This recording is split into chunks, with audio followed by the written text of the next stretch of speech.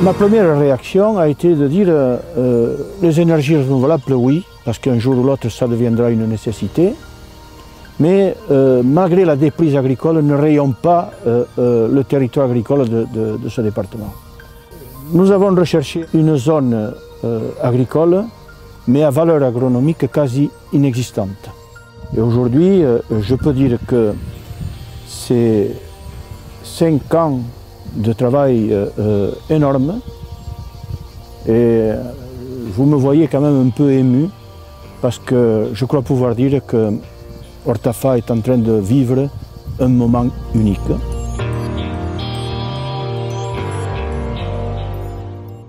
C'est d'accompagner ses clients et les territoires vers une consommation 100% d'origine renouvelable. Et la meilleure illustration, c'est peut-être le projet d'Ortafa, qui a subi pas mal de contraintes et que l'on a réussi à passer chacune les unes après les autres en mobilisant toujours différentes expertises et toujours en concertation. Nous avons construit ce projet avec toute la population et avec toutes les associations du village et du département. Et donc chacun a pu s'exprimer et nous avons, je pense, tenu compte des avis des uns et des autres. C'est un projet qui a fait l'unanimité.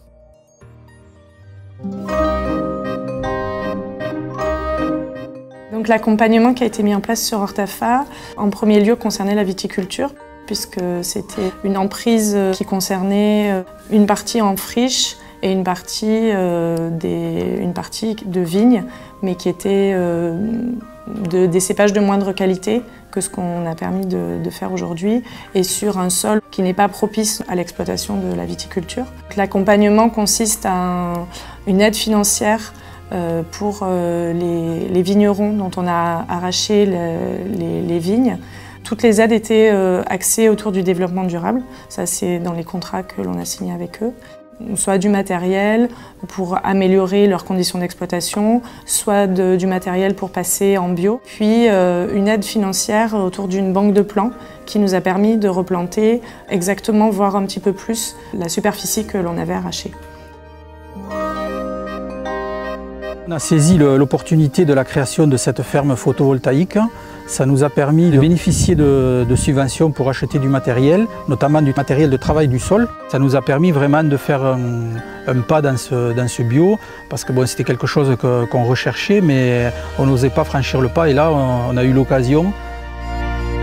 Quand vous passez en agriculture biologique, vous devez abandonner totalement les désherbants, donc vous devez vous équiper de matériel pour travailler le sol et pour aller travailler notamment entre les rangs de vignes, pour enlever les mauvaises herbes et pour maintenir la fraîcheur au sol. Donc ça représente des investissements qui sont conséquents.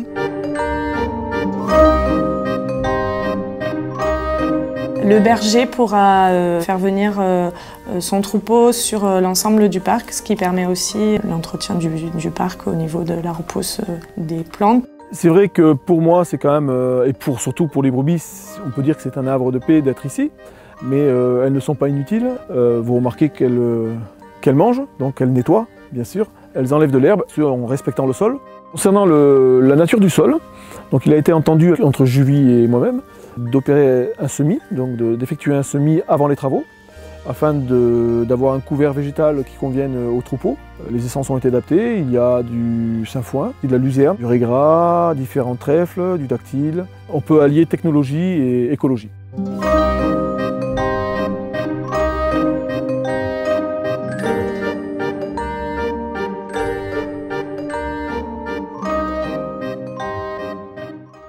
Et le troisième volet concerne un apiculteur qui se lance dans cette activité, donc en lui laissant un espace où il pourra installer ses ruches. On m'a attribué 4 parcelles qui ont été semées en plantes mellifères. Moi, l'objectif ici, c'est de développer l'abeille noire. Pour l'instant, j'exploite à peu près 40 ruches. Sur le site ici, il y en a 25, j'en ai encore 15 qui vont arriver. Et après, par la suite, peut-être qu'on montera jusqu'à 70 colonies. Bon, tout a été pensé lors de la création de ce parc pour pouvoir accueillir autant de ruchers et pour le bien-être des abeilles. Il y a 10 hectares qui ont été semés en plantes mellifères, il y a de l'eau à proximité. Je veux dire, tout a été pensé dès le départ.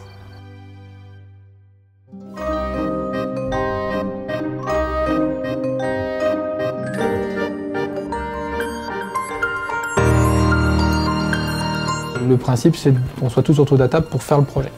Et quand on a non seulement fait ça avec les expertises internes, mais aussi qu'on a réussi à établir cette relation de confiance avec le maire et puis l'ensemble des parties prenantes, ça peut être les administrations également. Cette relation de confiance, elle permet derrière de passer tous les obstacles.